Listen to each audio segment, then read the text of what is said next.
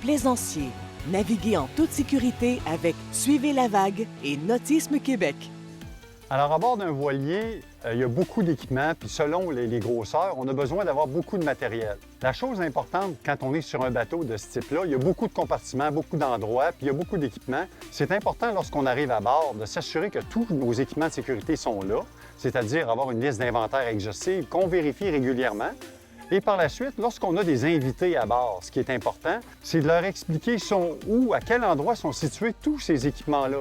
Parce que c'est pas en mode d'urgence, en mode 911, que c'est le temps de courir après les équipements et de savoir comment ils fonctionnent. C'est important de prendre un temps de vérification et d'explication avec nos invités à bord. Pour moi, la pièce d'équipement la plus importante, c'est ce que je porte présentement, c'est-à-dire ma veste de flottaison. Celle-là, ce qui est important et ce qui est le fun, c'est que elle est agréable à porter, elle n'est pas encombrante, puis tu vas la porter toute ta journée, puis c'est très sécuritaire. Alors, j'ai ça.